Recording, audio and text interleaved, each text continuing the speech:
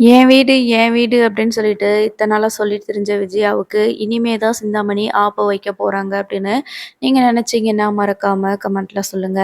ஆமா, இப்போ வந்துட்டு வீட்ல வச்சு பேசினா தான் இந்த முத்துவும், மீனாவும் அந்த வீட்டு பத்திரத்த வாங்க விட மாட்டாங்க.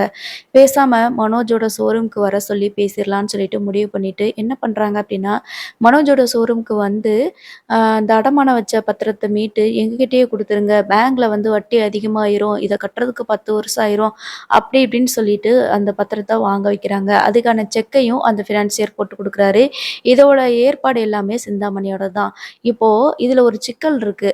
நான் வந்துட்டு சைன் பண்ணணும் அப்படின்னா, அந்த பத்திரத்த வந்து மீட்டு எடுக்கணும் அப்படின்னா, கண்டிப்பா என் வீட்டுக்காரரோட சைன் வேணும் அப்படின்னு சொல்லிட்டு விஜயா சொல்றாங்க. இந்த மனோஜ் இப்பயாவது திருந்துறானா? என்ன சொல்றான் அப்படின்னா, அப்பாவோட சைன் தானே, அத நான் ஈஸியா அப்படியே போட்டுருவேன் அப்படின்னு சொல்லி சொல்றான். அப்போ ஒரு வழியா இந்த சிந்தாமணியும், ஃபினான்சியரும் சேர்ந்து பேசி ஓகேன்னு ஒத்துக்க வச்சர்றாங்க. அதனாலேயே இப்ப என்ன பண்ணிடுறான் அப்படின்னா, மனோஜ் வந்துட்டு அவங்க வீட்டு பத்திரத்த பேங்க்ல அடமானம் வச்சிருக்காங்க. அத மீட்டு எடுக்கிறதுக்கு விஜயாவோட சைன் மட்டும் இல்லாம, அண்ணாமலை அப்பா சைன வந்து விஜயாவோட மகன் இருக்கான்லயா மனோஜ் அவனே போட்டு குடுத்துர்றான். ஸோ இப்ப என்ன ஆகுது அப்படின்னா, ஒரு ஃபோர்ஜரி பண்ணி தான் வந்துட்டு அந்த இடத்துல அந்த பத்திரத்த மீட்டு எடுக்குறாங்க. அதுக்கப்புறமா அத வாங்கிட்டு போயி இங்க சிந்தாமணி கிட்ட வந்துட்டு அந்த பத்திரத்த குடுக்குறாங்க. எவ்வளோ பணம் குடுக்கணுமோ, அவ்வளோ பணத்த நான் குடுத்து உனக்கு செட்டில் பண்ணிடுறேன்னு சொல்லிட்டு, அந்த ஃபினான்சியர் கிட்ட மொத்தம் ரூ. 30,00,000 குடுத்து செட்டில் பண்ணிடுறாங்க. இவங்க குடுக்குற பணத்த அப்பப்போ வட்டிக்கு எவ்வளோ குடுக்குறாங்களோ, என்ன பண்றாங்களோ, ஏது பண்றாங்களோ நான் அத கறந்துக்கிறேன். அதுக்கப்புறம் அந்த வீட்டோட மதிப்பு கிட்டத்தட்ட டெவலப் ஏரியான்றதுனால ரூ. 1,00,00,000 போகும். கீழயும், மேலயும் இருக்குது வீடு. ஸோ கண்டிப்பா அது ரூ. 1,00,00,000 தாராளமா போகும். இத வெறும் ரூ. 30,00,000 நம்ம முடிச்சிருக்கோம். இது ஒண்ணு போதும். இது எப்படியாவது கொஞ்சம் கொஞ்சமா இந்த விஜயா கிட்ட பேசி, பேசி பணத்த குடுக்க விடாம பண்ணியும், இதோட நம்ம பணத்த குடுத்தாலும் அது நமக்கு லாபம் தான். இதோட இந்த வீடு நம்ம பேர்ல ரிஜிஸ்டர் பண்றதுக்கு நம்ம ஏற்பாடு பண்ணுவோம். அப்படின்ற மாதிரி சிந்தாமணி வந்து சிந்திச்சுட்டு இருக்காங்க. ரைட்டு. இவங்கள நம்பி இந்த விஜயாவ வீட்ட விட்டு வெளியில விரட்டி நடு ரோட்ல நிக்க வைக்கும்போது தான், என் வீடு, என் வீடுன்னு சொல்லிட்டு இருந்த விஜயா, வீடு இல்லாம நடுத்தெருவுல நிக்கும்போது தான் நமக்கு வந்து பார்க்கணும். அதுதான் வந்து ஒரு எதிர்பார்த்த தருணமா இருக்கும். ரைட்டு. இப்ப அதுக்கப்புறம் பார்த்தீங்கன்னா, இப்போ பார்வதி வந்து மீனாவுக்கு கால் பண்றாங்க. வீட்டுக்கு வர சொல்றாங்க. "என்னாச்சு ஆன்ட்டி நீங்க வீட்டுக்கு வர சொல்லியிருக்கீங்க?" அப்படின்னு சொல்லிட்டு மீனா கேட்குறாங்க. முத்துவும், "என்னாச்சு நீங்க வீட்டுக்கு வர சொன்னீங்க. என்னாச்சு ஏதாவது பிரச்சனையா? உங்க பையன் மறுபடியும் ஏதாவது பிரச்சனை பண்றானா?" அப்படின்னு கேட்குறாங்க. "அதெல்லாம் இல்லப்பா. ஆனா எனக்கு என்னமோ கொஞ்சம் பயமா இருக்குதுப்பா" அப்படின்னு சொல்லி சொல்றாங்க.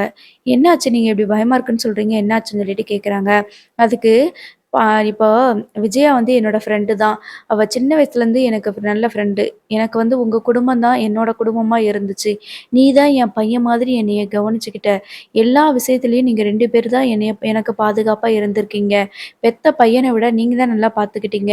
இப்பயும் கூட நான் இந்த விஷயத்த உங்ககிட்ட கூப்பிட்டு சொல்லல அப்டின்னா, நீ என்ன நடக்கும்னு யூகிக்கவே முடியாது அப்டின்ட்டு சொல்றாங்க. என்ன ஆன்ட்டி நீங்க சொல்றத கேட்டா ரொம்ப பதட்டமா இருக்கு. என்னன்னு சொல்லுங்கன்னு சொல்லி சொல்றாங்க. இல்ல, அன்னைக்கு வந்துட்டு நானும் சிவனும் கதை பேசிட்டு முடிச்சுட்டு, ஷூட்லாம் முடிச்சதுக்கப்புறமா, விஜயா வந்து என்கிட்ட கொஞ்சம் ஹெல்ப் கேட்டாங்க.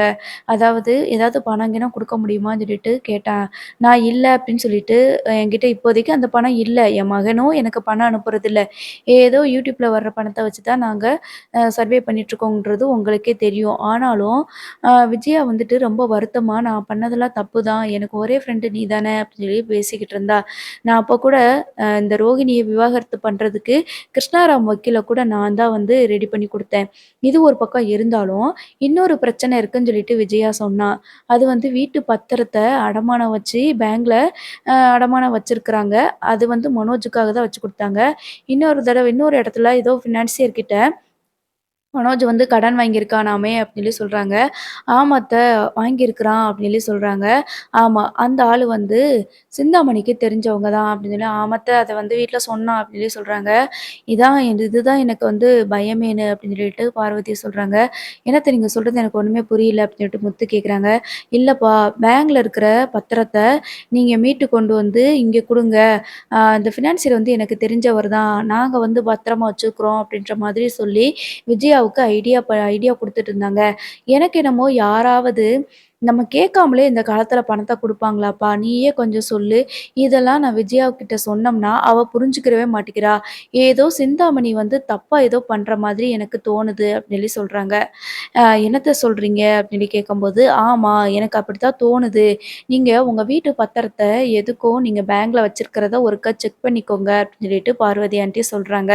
ஏன்னா, அந்த வீடு வந்து இப்போ ஏதோ ஒரு டெவலப் பண்ண போறாங்க அந்த ஏரியாவன்னு சொல்லி பேசுறது தான். எப்படியும் அது ரூ. 1,00,00,000 மேல போகும். இந்த சிந்தாமணிய பொறுத்தவரைக்கும் நெறைய பேர்கிட்ட இந்த மாரி அநியாயமா வட்டிக்கு குடுத்து வீட்ட எழுதி வாங்குறது தான் அவளோட வேலையேவாம். அதனால தான் நான் சொல்றேன். இது எல்லாமே சிவன் என்கிட்ட சொன்னது தான். நான் வந்து சிவன் கிட்ட சொல்லி புலம்பிட்டு இருந்தேன். பார்வதி வந்து எனக்கு ரொம்ப க்ளோஸ் ஃப்ரெண்டு. அவளுக்கு வந்து இவ்வளோ பெரிய பிரச்சனை நடந்துட்டு இருக்குது. நம்மளால எதுவுமே ஹெல்ப் பண்ண முடியல. மாத்தி மாத்தி அவ குடும்பத்தில பிரச்சனை இருக்குது. ஏதோ தெரியாம என் பையன்கிட்ட சொல்லிட்டா. அதுவுமே என் மேல உள்ள அக்கறையில தான் சொல்லிட்டான்னு சொல்லிட்டு இருக்கும்போது தான், சிவன் இத பத்தி எல்லாத்தையும் விசாரிச்சு சொன்னாரு. அந்த சிந்தாமணிக்கு வந்துட்டு இந்த மாரி அதிகமா பணத்த குடுத்து அதிக வட்டி போட்டு வட்டி கட்ட முடியல அப்டின்னா, வீட்ட எழுதி வாங்குறது தான் அவளோட வேலையாம். அதே மாதிரி நம்ம விஜயா கிட்டயும் அதெல்லாம் பண்றதுக்கு வாய்ப்பு இருக்குதுல்ல. ஏன்னா, இப்ப விஜயாவுக்கு ஒரே எண்ணம் மனோஜ் கிட்ட இருந்து ரோகிணிய விவாகரத்து பண்ணி விட்டுட்டு வேற கல்யாணம் பண்ணி வைக்கணும் அப்படிங்கிறது மட்டும் தான். அது மட்டும் தான் அவ மைண்ட்ல இருக்குது. அதனால மனோஜ் வாங்குன கடன் எல்லாம் நான் தான் அடைக்கணும் அப்படின்னு சொல்லிக்கிட்டு இருக்கிறா. அதனால தான்ப்பா சொல்றேன். உங்க வீடு உங்கள விட்டு கைவிட்டு போயிராம பார்த்துக்கோங்க அப்படின்னு சொல்லி சொல்றாங்க. நீங்க சொல்றதெல்லாம் சரிதான் அத்த. கண்டிப்பா இத நான் அப்பா கிட்ட சொல்றேன் அப்படின்னு சொல்லி சொல்றாங்க. அப்போ பேங்குக்கு போயிட்டு, இவங்க ஏற்கனவே அந்த பத்திரத்த என்ன பண்ணிடுறாங்க அப்டின்னா, பேங்க்லேருந்து சைன் பண்ணி குடுத்து, அத வாங்கி விஜயாவோட அந்த ஃபினான்சியர் இருக்குல்ல, ஃபினான்சியர விஜயா வந்து என்ன பண்ணிடுறாங்கன்னா, அந்த ஃபினான்சியர் கிட்ட வீட்டு பத்திரத்த அடமானம் வச்ச பத்திரத்த வந்து குடுக்கலான்னு சொல்லிட்டு, வீட்டு பத்திரத்த மீட்டுட்டு மட்டும் வந்துர்றாங்க. அவங்க குடுத்த பணத்த வச்சு மீட்டுட்டு வந்துர்றாங்க. இப்போ அண்ணாமலை அப்பா கிட்ட இந்த விஷயத்த சொல்லலாம் அப்படின்னு நெனச்சா, முத்துவுக்கு வந்துட்டு கொஞ்சம் பதட்டமா தான் இருக்குது. இத போய் நேரா அப்பா கிட்ட சொல்லி, பேங்க்ல நம்ம அடமானம் வச்ச பத்திரம் இருக்குதா? இல்லையான்னு எப்படி கேட்க முடியும்? ஏன்னா, அம்மா வந்து சைன் பண்ணா மட்டும் பத்தாது. அப்பாவும் சைன் பண்ணா மட்டும் தான் வீட்டு பத்திரத்த மீட்டு எடுக்க முடியும். அதனால இதுக்கு கண்டிப்பா வாய்ப்பே இல்ல மீனா, அப்படின்ற மாதிரி சொல்லிர்றாங்க. இருந்தாலும் மீனா என்ன சொல்றாங்கன்னா, "அப்படியாங்க, இருந்தாலும் நீங்க மாமா கிட்ட கொஞ்சம் பேசி பேங்க் வரைக்கும் போய் பார்த்துட்டு வர சொல்லுங்க" அப்படின்னு சொல்லி சொல்றாங்க. அதுவும் சரிதான். பேங்க்ல எவ்வளோ வட்டி வந்திருக்கு. உனக்கு வேற இப்ப ஆர்டர் கிடைச்சிருச்சு.